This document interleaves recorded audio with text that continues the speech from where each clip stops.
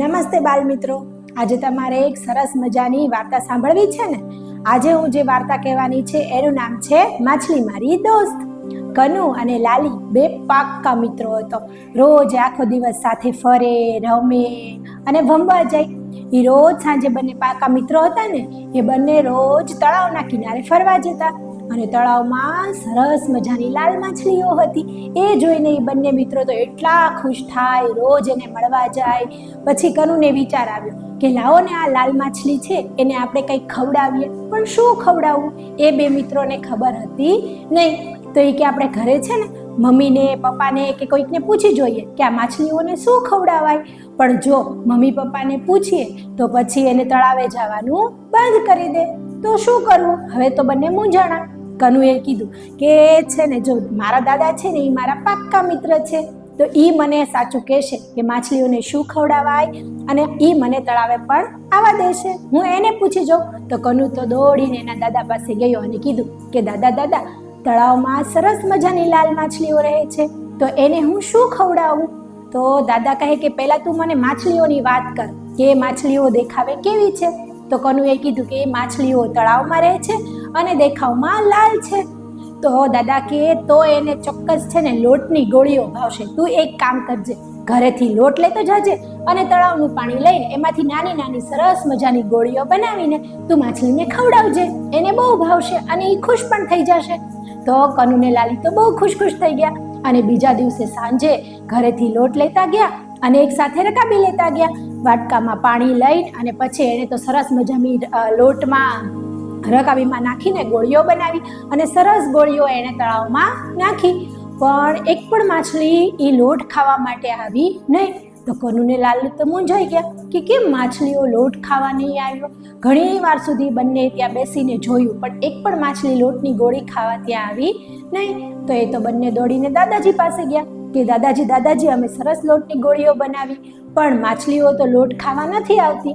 તો પછી દાદાજીએ કનુને સરસ એક વાત કીધી કે જેમ હું કહું ને એમ હવે તું કાલે કરજે, એટલે બધી માછલીઓ તારો લોટની ગોળીઓ ખાવા માટે આવશે. કનુ કે સારું દાદાજી.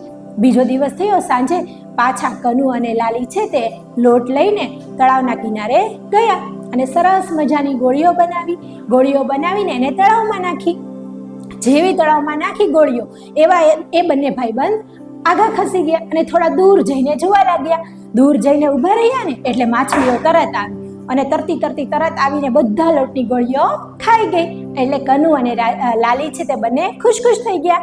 લાલી કે એવું તો શું કર્યું તે કે માછલીઓ છે તે લોટ ખાવા માટે આવી? તો કનુ કે દાદાજીએ મને એવું કીધું હતું કે જો આપણે દૂર રહીને એને લોટની ગોળીઓ ખવડાવશો ને તો માછલીઓ ખાશે, નહીં તો એ આપણાથી બીવે. એટલે આપણે એના નજીક હોઈએ તો તે લોટની ગોળીઓ ખાવા માટે આવશે નહીં. એટલે આપણે દૂર ઊભા રહ્યા એટલે માછલીઓ છે તે લોટની ગોળીઓ ખાવા આવી રીતે છે ને એ બંને ભાઈબંધો તો રોજનો ક્રમ બની ગયો. રોજ સાંજે તે સ્કૂલેથી છૂટીને આવે એટલે રોજ સાંજે બંને તળાવના કિનારે જાય અને માછલીઓને લોટની ગોળીઓ ખવડાવે. એમ કરતા તો એ માછલીઓ પણ હવે એની મિત્ર બની ગઈ. તે એમની નજીક ઊભા હોય તો પણ માછલીઓ આવીને લોટની ગોળીઓ ખાય અને ખૂબ ખુશ થઈ જાય, જાણે કે પાક્કા ભાઈબંધ બની ગયા હોય. એવામાં અચાનક એક દિવસ કનુના દાદાજીનું મૃત્યુ થયું. તો કનુને તો હવે ઘરની જવાબદારી આવી ગઈ. તેના પિતાજીએ તેને કીધું કે કનુ, હવે દાદાજી નથી તો તું મારી સાથે શાળાએથી છૂટીને ખેતરે કામમાં મદદ કરવા માટે આવજે. તો કનુને તો હવે પપ્પાની મદદ કરવા માટે જવું પડતું હતું ખેતરે. એટલે તે તળાવના કિનારે માછલીઓને લોટની ગોળી ખવડાવવા નહોતો જઈ શકતો. તો શું કરે? એકલી લાલી એને લોટની ગોળીઓ ખવડાવવા જાય અને સરસ વાતો કરે અને કહે કે હવે તો કનુ નહીં આવી શકે કારણ કે એના માથે તો ઘરની જવાબદારી આવી ગઈ છે. એટલે કનુ એટલે જાણે કે આ બધી વાત જાણીને માછલીઓ પણ દુઃખી થઈ જતી હતી કે કનુ હવે આપણી પાસે નહીં આવે, એને આપણે ક્યારે મળશું એવી એના આંખમાં દુઃખ દેખાતું હતું. થોડા દિવસ થયા. લાલી કનુને ઘરે મળવા ગઈ પણ કનુ તો એને મળે નહીં. એ તો રોજ ખેતરના કામમાં વયો જાય શાળાથી છૂટીને. થોડા દિવસ થયા ને તો કનુ શાળાએ આવતું પણ બંધ થઈ ગયો. એટલે લાલી એના મિત્રને પૂછ્યું કે કનુ કેમ શાળાએ નથી આવતો? તો એના મિત્રએ કીધું કે કનુ છે ને એના પિતાની પણ તબિયત બહુ ખરાબ થઈ ગઈ છે અને તેના ઘરમાં તો હવે થોડા ખાવાના પણ સાસા પડી ગયા છે. તો હવે શું કરે? હવે તો કનુને બધી જવાબદારી માથે આવી ગઈ છે, એટલે કનુ તો ન તો શાળાએ જઈ શકતો કે ન તો કોઈ મિત્ર સાથે રમવા જઈ શકતો. એટલે કનુ છે તે રોજે ખેતરે જાય અને પોતાનું કામ પૂરું કરે. આવી રીતે લાલી છે એ માછલીઓને લોટ ખવડાવવા જાય ત્યારે બધી વાતો કરે કે ભાઈ કનુ છે એને તો બહુ તકલીફ પડી ગઈ છે, એના પિતાજીની પણ તબિયત સારી નથી અને ઘરમાં ખાવાના પણ એને ફાફા પડી ગયા છે. તો માછલીઓ આ જાણીને ખૂબ દુઃખી થતી. એવામાં એક દિવસ લાલી જ્યારે લોટની ગોળીઓ ખવડાવવા માછલીને ગઈ તો એક લાલ પરી સરસ મજાની કે જેનું નામ એ માછલીનું નામ કનુ અને લાલીએ પરી રાખ્યું હતું, એ માછલીએ એના ગળામાંથી કાઢીને એક મોતી આપ્યું. એ મોતીને જોઈને લાલી તો ખૂબ ખુશ થઈ ગઈ અને વાદળી ચળકતું સરસ મજાનું મોતી હતું. એ તો દોડીને એ મોતી લઈને કનુ પાસે ગઈ અને કનુને કીધું કે જો આપણી પાક્કી મિત્ર જે લાલ પરી હતી ને એણે તને આ સરસ મજાનું મોતી આપ્યું છે, તું આ મોતીને વેચી દે અને થોડા પૈસા તું એમાંથી કમાઈ શકીશ.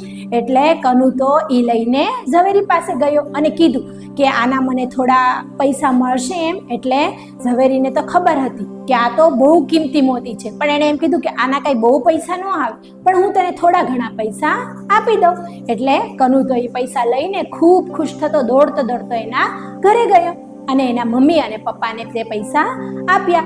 એટલે પછી કનુએ બધી વાત કરી કે મને તો આ મોતી લાલ પરીએ આપ્યું હતું અને એમાંથી આપણને પૈસા મળ્યા, તો હું એ લાલ પરીને મળવા થોડા સમય માટે તળાવના કિનારે જાઉં. તો મમ્મી કે હા બેટા જરૂર જા અને તું એના માટે થોડીક લોટની ગોળીઓ પણ લેતો જા. એટલે કનુએ તો લોટ લીધો અને એની ગોળીઓ બનાવીને એ તો તળાવના કિનારે ગયો. લાલી અને કનુ ત્યાં બેઠી તળાવના કિનારે ગયો ને તો લાલી છે ત્યાં બેઠી રોતી હતી. તો કનુ કે શું થયું? ઈ કે તું કેમ રોવે છો? તો કે જે લાલ પરીએ તને મોતી આપ્યું હતું ને એ જો મરી ગઈ છે અને જો તે પાણીમાં ડૂબી રહી છે. તો એ જોઈને તો કનુ પણ ખૂબ દુઃખી થઈ ગયો, પણ એને શું થયું એ કોઈને ન ખબર પડી. પણ ત્યાં એક વૃદ્ધ દાદા બેઠા હતા, એણે કીધું કે આ પરી એવી હોય છે, આ માછલી કે એના પેટમાંથી જેવું મોતી બહાર કાઢે એટલે એની શ્વાસ નળી હોય એ ફાટી જાય છે. એટલે કનુને ખૂબ દુઃખ થયું કે પરીએ મારા માટે થઈને પોતાનો જીવ આપી દીધો, મારે એવું નથી કરવું, મારે તો મારી મિત્ર પાછી જોઈએ છે. એટલે એ દોડતો ઝવેરી પાસે ગયો અને કીધું કે મને છે ને એ મોતી પાછું આપી દો, હું તમને તમારા પૈસા પાછા આપી દઉં છું. તો ભાઈ મોતી લઈને કનુ ફટાફટ પાછો તળાવના કિનારે ગયો અને એ મોતી છે તે પરીના મોઢામાં મૂકી દીધું. તો જેવું મોતી પરીના મોઢામાં ગયું એટલે પરી તો જીવતી થઈ ગઈ અને ખૂબ ખુશ થઈ ગઈ કનુને જોઈને. આવી રીતે ત્રણેય મિત્રો છે તે ત્યાં લોટની ગોળીઓ ખાઈને ખૂબ ખુશ રહ્યા. મજા આવીને વાર્તા સાંભળવાની? તો આવી વાર્તા સાંભળવા માટે તમે અમારી બાલદર્શન ચેનલને સબસ્ક્રાઇબ કરો, લાઈક કરો અને શેર કરો. નમસ્તે.